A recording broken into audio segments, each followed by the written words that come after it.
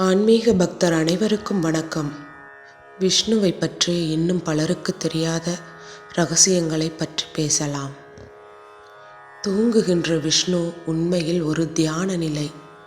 பொதுவாக விஷ்ணு ஆதிசேஷன் மீது பள்ளி கொண்டிருப்பதை நாம் பார்த்திருப்போம்.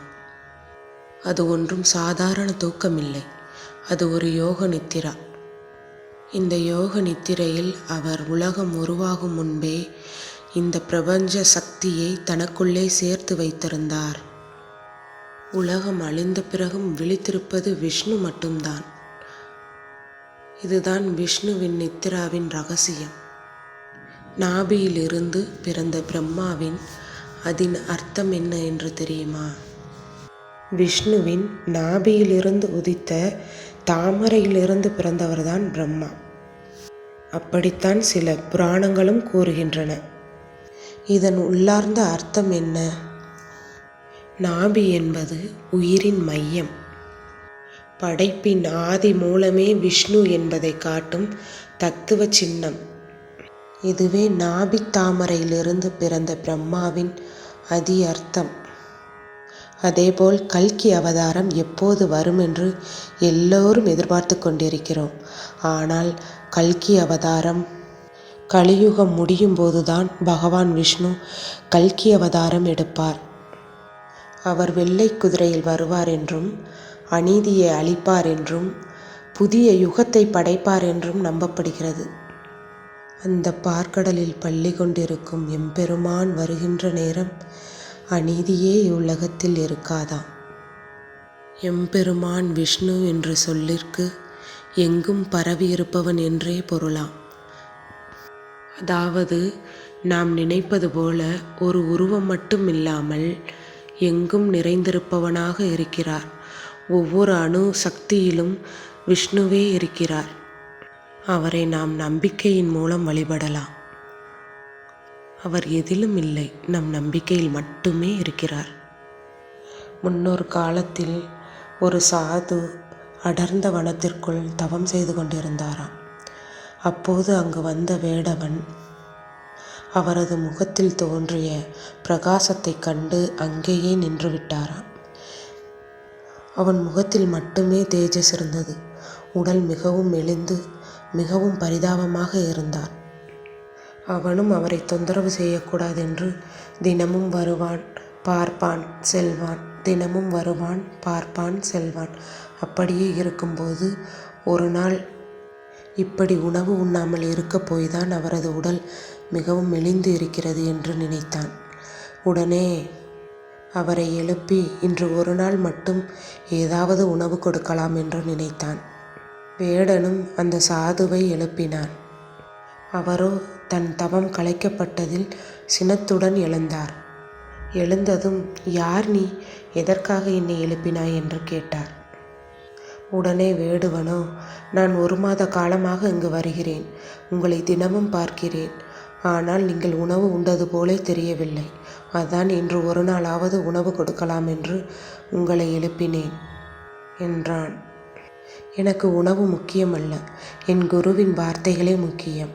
நான் இங்கு ஒருவரை தேடிக்கொண்டு அமர்ந்திருக்கிறேன். அவர் வரும் வரை நான் இங்குதான் இருப்பேன். நீ சென்று விடு என்றார். அந்த வேடுவனோ, அவன் யாரென்று என்னிடம் சொல்லுங்கள், நான் அழைத்து வருகிறேன் என்றார். அவன் சிங்க முகமும் மனித உடலும் கொண்டவன் என்றார். அவன் எங்கே இருப்பான் என்று கேட்டான் வேடுவன். அவர் எங்கும் இருப்பார் என்றார் சாது.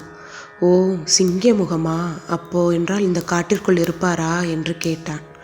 சாதுவோ, நிச்சயம் இருப்பார், அவர் எங்கும் இருப்பவர்தான், இருப்பார், தேடி கொண்டு வா, நான் மறுபடி சாப்பிடுகிறேன் என்றார். இவரை எப்படியும் சாப்பிட வைக்க வேண்டும் என்ற எண்ணத்தில் வேடவன், இன்னும் 1 வாரத்தில் வருகிறேன், இல்லையெனில் 1 நாளிலே வருகிறேன் என்று சென்று விட்டான். சாதுவோ, இவன் எங்கு வரப்போகிறான் என்று தியானத்தில் அமர்ந்து விட்டார். சிறிது நேரத்திலேயே அங்கு வந்த வேடவன், ஐயா எழுந்திருங்கள் என்று கூறினான். சாதுவோ, மறுபடியும் வந்து விட்டாயா? என்னதான் ஐயா வேண்டும் உங்களுக்கு என்றார். இதோ நீங்கள் கூறிய சிங்க முகம் கொண்ட மனித உடல் கொண்ட ஒருவனை கண்டுபிடித்து அழைத்து வந்து விட்டேன் என்றான். சாதுவோ, எங்கே எங்கே என்று தேடினார். ஐயா, எனது அருகில் தானே இருக்கிறார், உங்களுக்கு தெரியவில்லையா? இதோ இருக்கிறாரே, கயிறு கூட போட்டு கட்டியிருக்கிறேன், பார்த்தீர்களா என்றான். என்ன சொல்கிறீர்கள் ஐயா?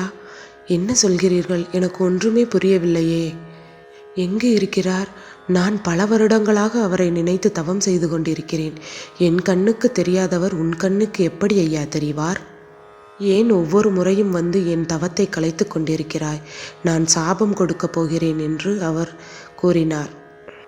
இல்லை சாமி, என் பக்கத்தில் தான் இருக்கார் என்று கூறினார் வேடுவர். உங்களுக்கு தெரியலையா என்றார். ஏன் என்னை தொல்லை செய்கிறாய்? என் தவத்தை செய்ய விடு என்றார்.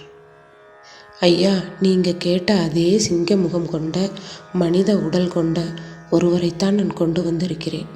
எனக்கு தெரிகிறது, உங்களுக்கு தெரியவில்லையா? இதோ நிற்கிறாரே என்றார் வேடன். சிறிது நேரத்தில் தனது காதுகளுக்கு ஏதோ சத்தம் கேட்பது போல் உணர்ந்தார். சிங்கம் கர்ஜிக்கும் சத்தம் அது. அந்த சாதுவின் பெயரை சொல்லி அழைத்தது அந்த கர்ஜனையான ஒரு குரல். நீ எத்தனை வருடங்களாக தவம் செய்கிறாய் என்று எனக்கு தெரியும். கவலைப்படாதே, உனக்கு இந்த ஜென்மத்தில் எனது தரிசனம் கிடைக்காது. உனக்கு அடுத்த ஜென்மத்தில்தான் எனது தரிசனம் என்றார் விஷ்ணு. வேடவன் நீ சொன்னவுடன் முழுமையாக என்னை நம்பி என்னை அழைத்தான். காடுகள் முழுதும் தேடினான். மனதில் ஒரு நிலையாக என்னை மட்டுமே சிந்தித்தான். சிங்க முகம் கொண்ட மனித உடல் கொண்ட ஒரு மிருகம் இங்கு இருக்கிறது என்று நம்பினான். அதனாலேயே அவனுக்கு நான் காட்சியளித்தேன். நீயும் என்னை முழுமையாக நம்பு, நிச்சயம் உனக்கும் காட்சி தருவேன். என்றும் அந்த பகவானையே நினைத்து என்றாவது ஒரு நாள் வருவான் என்ற நம்பிக்கையோடு நாமும் வாழ்வோம். நிச்சயம் அந்த பகவான் விஷ்ணுவின் தரிசனம் நமக்கும் கிடைக்கும். எல்லோரும் வளமும் நலமும் பெறணும்.